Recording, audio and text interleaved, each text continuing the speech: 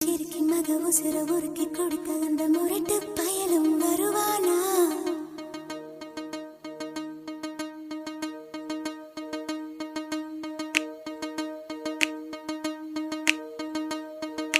சொட்டு சொட்டு நனையுது